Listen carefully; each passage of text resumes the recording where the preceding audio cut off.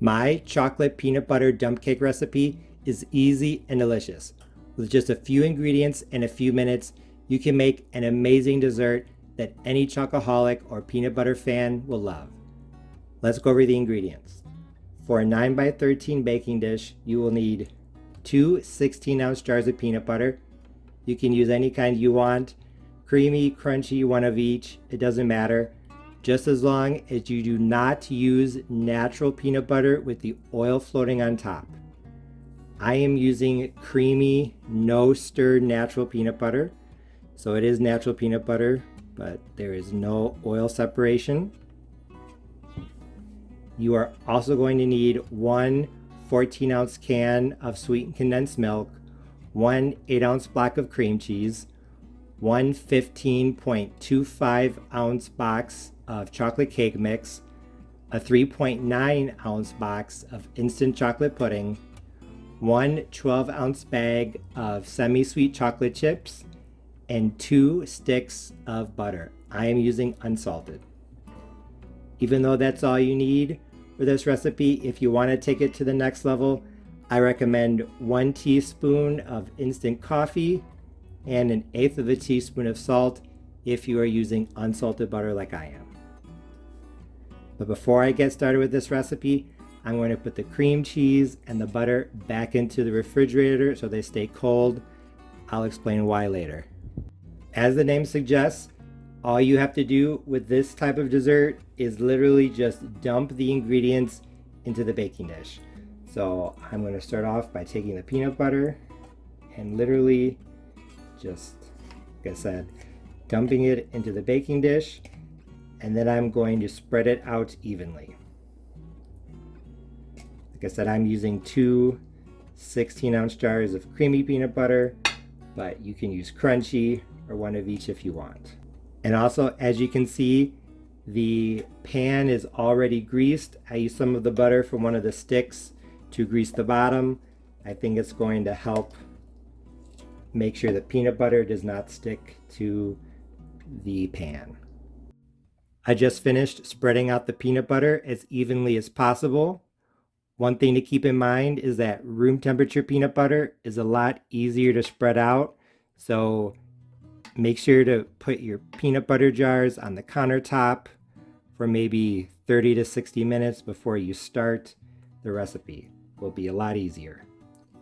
Now that the peanut butter is spread out, it's time to drizzle on the sweetened condensed milk. The peanut butter does have a little bit of sugar in it, but not that much. And I think that the sweetened condensed milk is going to be an easy way to add some sweetness and moisture. As it bakes, it's going to bake off some of the moisture, and I think that adding a little bit is going to help keep the peanut butter from turning into a brick. So I am just going to empty this out, and then just like with the peanut butter, I'm going to spread it out as evenly as possible. I spread out the sweetened condensed milk, and even though I wasn't trying to mix it in with the peanut butter, they did mix together here and there, and that's actually okay because it will help make the cake more flavorful. Now it's time for the cream cheese. Here I have my 8-ounce block of cream cheese. I'm literally just going to cut off pieces,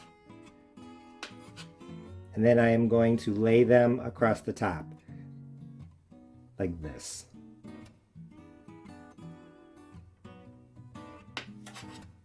If they do not come off in nice slices, then you can add little dollops, for lack of a better word of describing it. But if you are able to cut off slices, I think that's probably the easiest way to do this. And then just lay them across the top. As the cake bakes, the cream cheese is going to spread out and melt. It's going to add flavor throughout. And the important part about the cream cheese is that it's going to add a tanginess that's going to bring out all the flavors. It's going to bring out the peanut butter flavor. It's going to bring out the chocolate flavor. Even though I don't think the cream cheese is 100% necessary for this recipe. I highly recommend that you add it because, like I said, it's going to bring out the flavors. Now that the filling is done, it's time to add the cake mix. So just like with the other steps in this recipe, all we have to do is dump the ingredients into the filling, into the cake pan.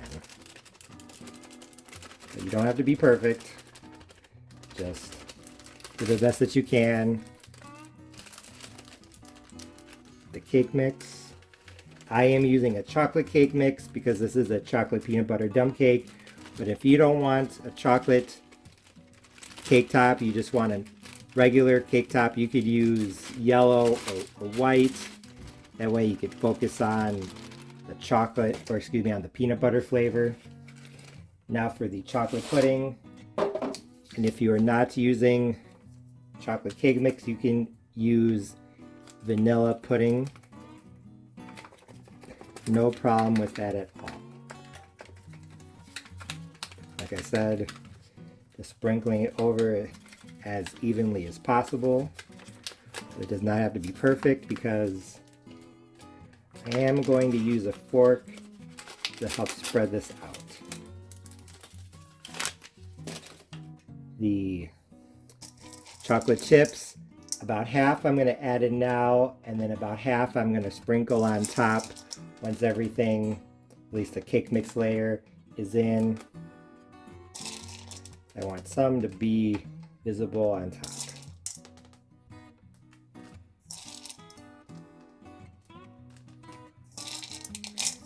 Actually, I'm just going to go ahead and sprinkle them all on. I changed my mind. And now for the instant pudding, or excuse me, the instant coffee. Like I said, this is not necessary, but I highly recommend a little bit of coffee to help bring out the chocolate flavor. But you can definitely leave it out, no problem at all. Or you could add an extra teaspoon of unsweetened cocoa powder. Now for a little bit of salt. Now I'm going to take a fork, or you can use a spoon, and just try to spread out the dry ingredients as evenly as possible. The cake mix, the pudding, the chocolate chips, and if you so choose, the teaspoon of coffee and the salt. This way you don't really have to mix everything together. They will just combine together by coincidence as you even everything out.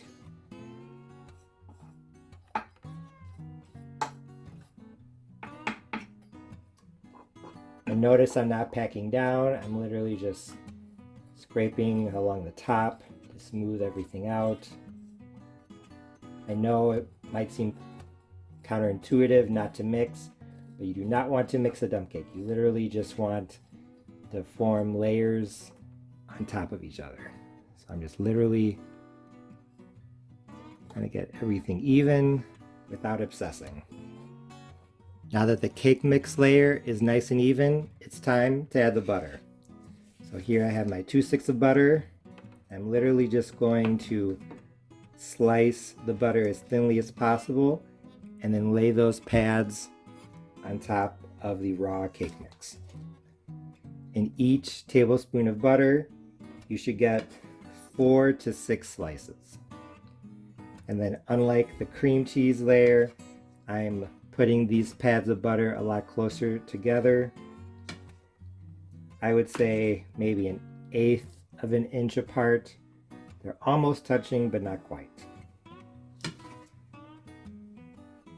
This is the most tedious and time-consuming part of this peanut butter dump cake recipe, but it's worth it because, like with all dump cakes, this butter, as the cake bakes in the oven, the butter is going to melt down into the raw cake mix, and it is going to moisten it and turn it into a crumble topping that is going to be crispy and crunchy and chocolatey, and it's going to have a very nice contrast with the peanut butter, I think, in terms of flavor and texture.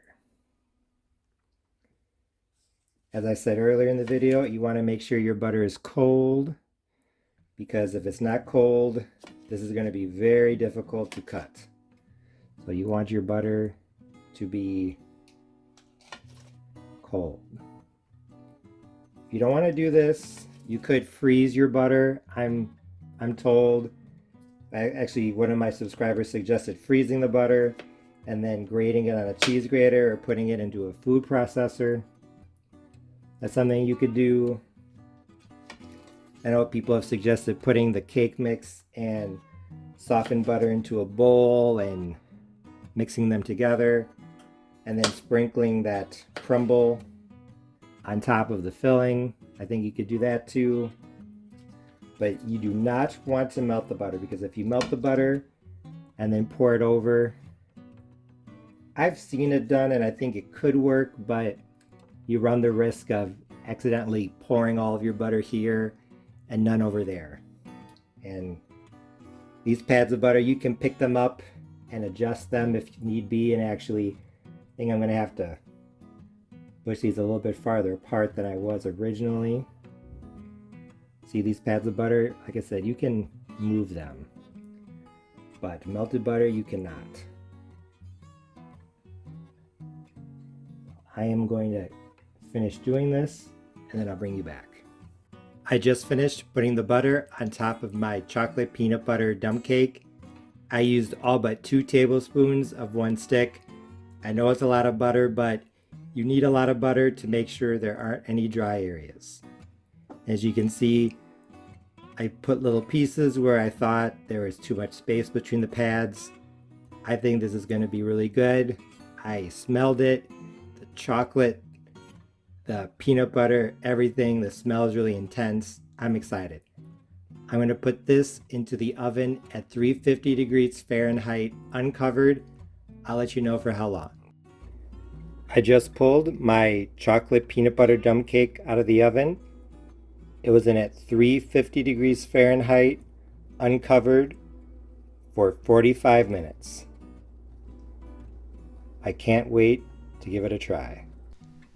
This was my first time making this dump cake, and I wasn't really sure what to expect, but one thing I did want to point out is that when it was done baking, the smell of the chocolate was very strong. It went through my whole kitchen. So just because of that, I was very curious how it was going to taste. And when I took the first bite, I knew that my chocolate peanut butter dump cake recipe was a big success because it was absolutely delicious. Honestly, I think the best way to describe this would be a peanut butter cup in the form of a dump cake. The peanut butter filling was definitely good. The can of sweetened condensed milk soaking into the top part of the peanut butter and adding an extra bit of sweetness. Although the peanut butter was good, what I really liked about this dump cake was the chocolate cake topping. Like I said, I could smell the chocolate when the cake was baking, so it should be no surprise that the topping had a very strong chocolate flavor. I think that combining the chocolate cake mix along with the box of instant chocolate pudding and also the teaspoon of instant coffee just brought out the chocolate flavor immensely. And I'm not 100% sure, but I think that as the butter melted down into the cake mix, maybe it somewhat bloomed the chocolate. Blooming chocolate is when you mix cocoa powder with hot oil or melted butter to help bring out the flavor. And along with the chocolate chips, the cake layer had an amazing amount of flavor that honestly really surprised me. In terms of texture, the cake layer is kind of hard to describe. I think the best way to describe it would be a deep, rich chocolate brownie that's not quite fudgy, more with a crumbly texture. Like I said, it's hard to describe. Just know that it was very good and it was very different from anything that I've ever had before. Although I thought that everything worked together very well in this recipe, one thing that I'll be honest, I would probably leave out next time was the cream cheese. Although it did add a bit of tang and it did spread out a little bit as the dump cake baked in the oven, it didn't spread out as much as I thought that it was going to. I guess that maybe if I had softened it and piped it on top of the peanut butter with a piping bag, I could have done that. But honestly, hindsight is 2020, and I really don't think it would add that much to the recipe. You can add it if you want. This was my first time making it, so I really wasn't sure what to expect, but like I said, looking back, I would leave out the cream cheese. I think one of the most important parts of this recipe is using a peanut butter that is delicious on its own.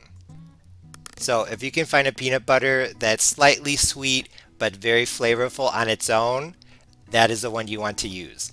And if possible, if you look at the ingredients and you see that the ingredients list dry roasted peanuts or roasted peanuts, that's probably the peanut butter you want to use because the flavor is going to be a lot stronger. Like I already said, this chocolate peanut butter dump cake recipe was great because of the combination of flavors and textures. And even though I like the peanut butter layer, in all honesty, I think the chocolate cake layer was what really made this delicious, so I will be experimenting with it in the future. As always, thanks for watching. See you next time.